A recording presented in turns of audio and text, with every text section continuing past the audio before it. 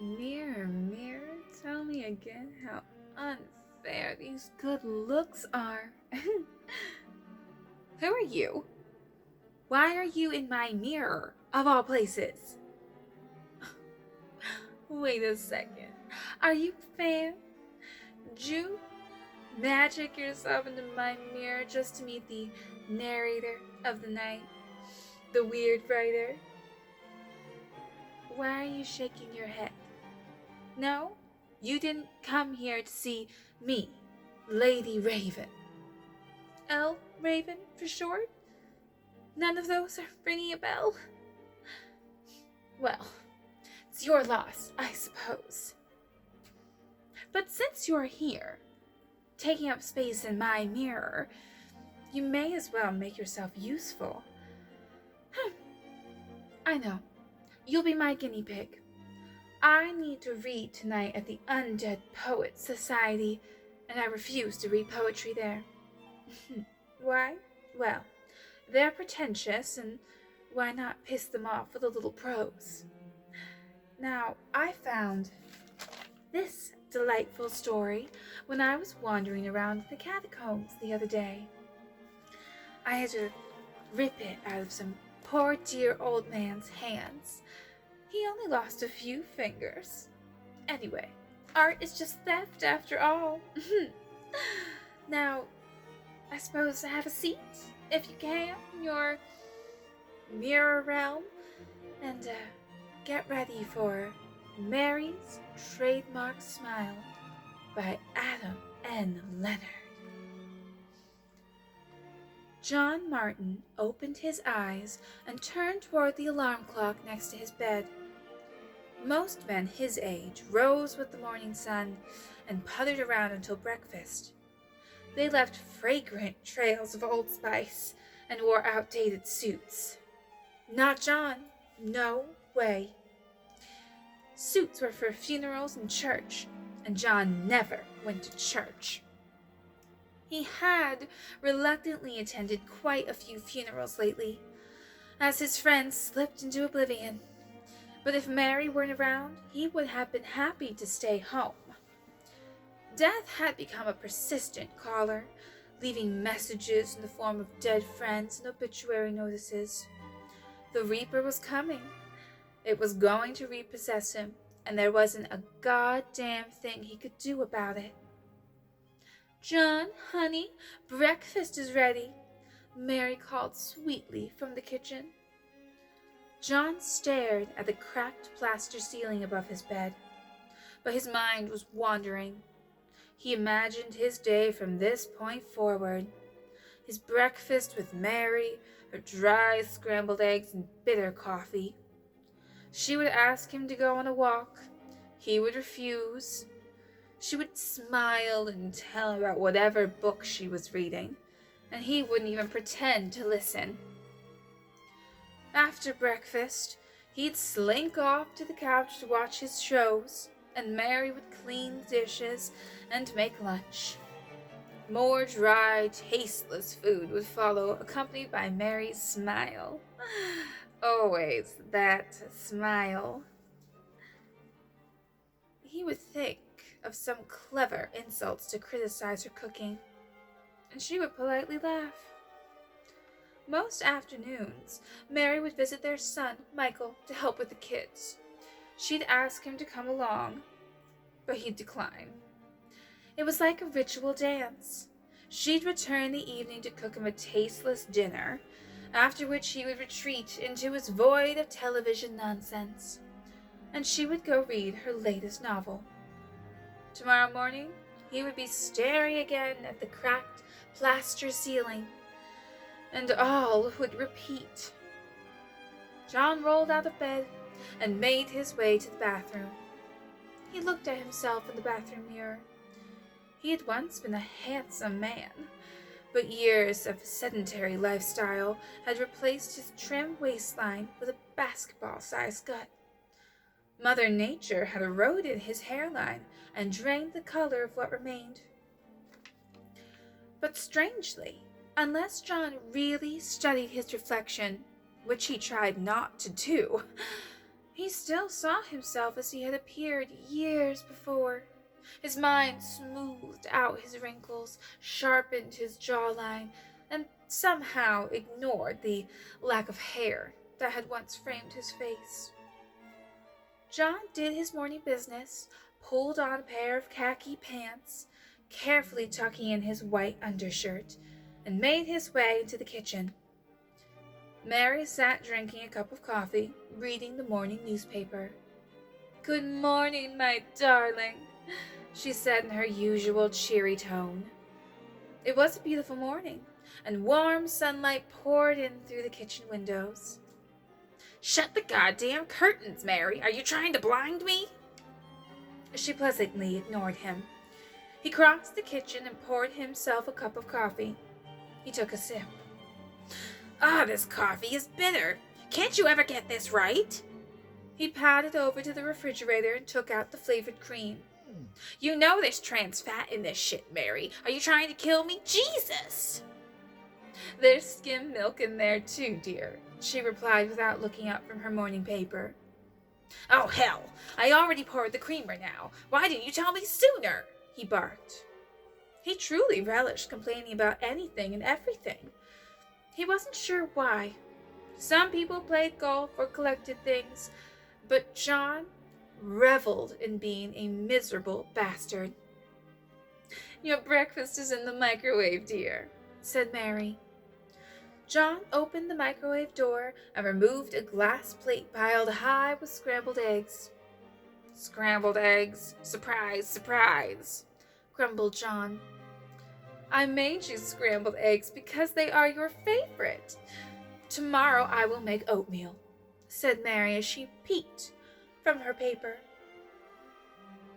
"No, scrambled eggs are fine, I guess," said John as he sat down at the table. Mary stifled a chuckle. "Why don't you come with me to Michael's today? He would love to see you. So would the kids." "He hates me," spat John. "Plus those kids get on my nerves." "They're your grandchildren, John. You only get one shot at this. Soon they'll be grown and you will have missed being a part of their childhood." "I'll see them at Christmas," said John, raising an eyebrow. "It's only June, dear," said Mary. "Precisely," replied John. He had ruined his relationship with his son. He had verbally beaten him down to the ground. John knew his son loathed him, and he considered that relationship a lost cause. Mary maneuvered her electric wheelchair to the living room and parked it next to the hall closet. She stood slowly and hobbled over to where she kept her coat and cane. "I'm leaving a bit early today. Michael needs me to watch the kids so he can get some grocery shopping done. I'll be back by dinner time." What? What the hell am I supposed to do for lunch?" "I packed you a lunch. It's in the fridge," she said as she donned her coat and cane and slipped quietly out the front door. John peeked at his sandwich in the fridge. "Tuna! I hate tuna!" he yelled rather loudly, but for naught, as Mary was well out of earshot. "No hell," he said, as he saw she was already loading her supplies into the car. He watched her slowly back out of the driveway. He actually loved tuna fish.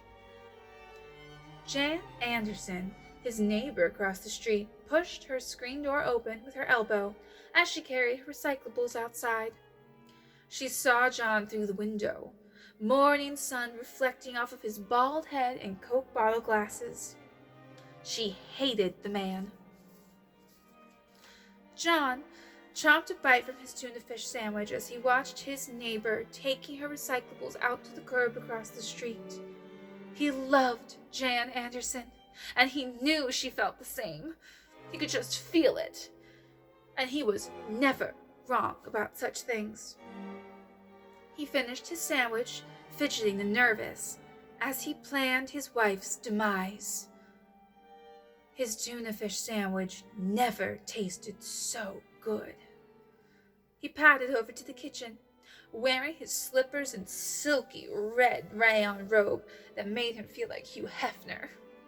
He put his plate in the sink and poured himself a fresh cup of bitter coffee. which suited his current frame of mind.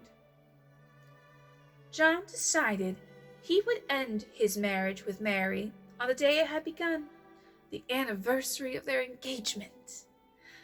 They made plans to return to the lake where John had proposed in a rowboat on a beautiful summer afternoon nearly 45 years earlier. When the day finally arrived, John was a sweaty, nervous wreck. Mary was radiant as ever. Her smile beamed, and the light sparkled in her graying hair like tinsel. John wondered why she didn't doubt his sudden romantic endeavor. Did she know what he was planning? Did he see hatred in her eyes belying her smiling lips? That smile. Always that smile. Mary spent the morning of their anniversary preparing a picnic lunch for them to eat. She made the same meal that they had shared so many years before. She had to substitute a few things this time around, however, as these days she was diabetic. So she used sugar-free jelly. John was terribly lactose intolerant, so she packed a thermos of hot coffee instead of the chocolate milk they had enjoyed in their youth. An anxious John wandered into the kitchen. Jesus, Mary, sugar-free jelly? Really? You know that stuff gives me the runs. We'll be in a freaking rowboat in the middle of the lake. Do you want me to shit myself? Should I put on a goddamn diaper, Mary? Yours has apple butter, you old grump, she replied. John could not think of a clever, demeaning comeback, so he grumbled a humph and stropped off to the garage like a petulant teenager. An hour later, they pulled into the parking lot along the lake. Mary reached over and grabbed John's hand. Looks pretty much the same after all these years. It does, Mary. Ain't that something? Look over there. Even that old snack bar's still there. I'll be damned, said John. John helped Mary from the car and got her walking cane and summer hat. For a moment, he reconsidered. But the moment passed. They made their way to the boat rental facility. After a few moments of balking over the rental price, they headed out to the dock and were helped into the rowboat. John rowed the boat to where he thought he had proposed all those many years ago. It was a beautiful afternoon. The air smelled of flowers and the sky was a bright baby blue, sporadically punctuated by fluffy white clouds. John scanned the shoreline for witnesses to the crime he was planning to commit. He glanced down at the makeshift anchor he had made by filling a large laundry detergent bottle with cement and attaching a long nylon rope to the handle. It sat on the belly of the boat near Mary's seat. Mary peered at him with sad eyes. Her trademark smile was gone. This worried John. He knew instantly that she was onto his plan, and he leapt clumsily upon her. He pinned her to the side of the boat and wrapped the anchor rope around one of her small, frail ankles. Mary wrestled against him. The clouds flitted by. The geese honked. The sun poured its warmth on the couple as they struggled in the hull of the boat. John could not bear to look at her. He laid his weight against her, keeping her in place as he hefted the heavy anchor, slowly inching it up the side of the boat. He grunted as he gave the anchor a final heft, and it dropped over the edge of the boat and into the lake. The loose rope whisked over the edge of the boat until the slack was depleted, and then cut cruelly into Mary's skin as the weight jerked her ankle to the edge of the boat. Mary cried out in pain.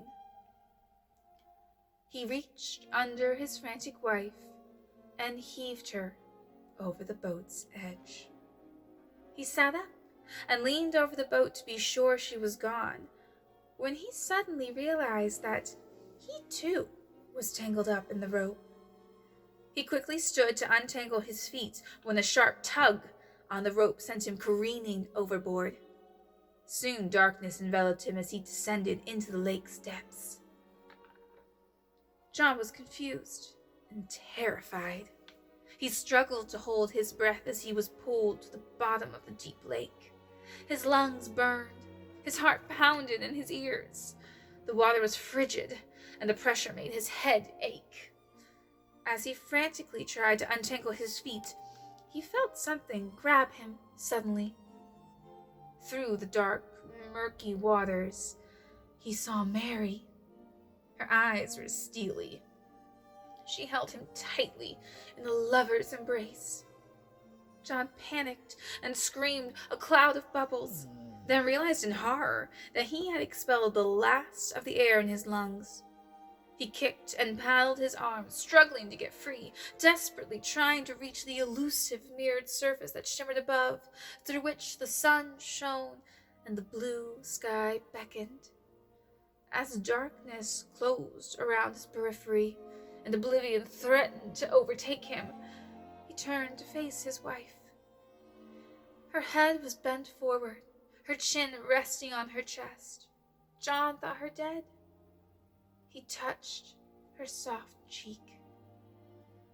Mary raised her head slowly and met his gaze. They locked eyes. Her eyes were clear and bright in the murky depths. The dark periphery of John's vision closed in further now, to a small window that framed Mary's delicate face. His lungs burned, as did Mary's eyes, in their final moments as death overtook them. She smiled, her trademark smile. Ah, what a story! I just love tales of romance and, well, murder. Now, if you had delicious time with that story, you might want to look up some more of Adam and Leonard's works. You can find plenty of them at adamandleonard.com, which for some reason was scrawled on the bottom of that page in blood. So I think it's well worth investigating, don't you? Now, that was actually quite good for me, I think. I'm rather thrilled to give my presentation this evening. Why don't you stay in that mirror for now? You can be just like my own little parakeet. And I'll come back next week and tell you another story. So ta-ta. Good night, my darling.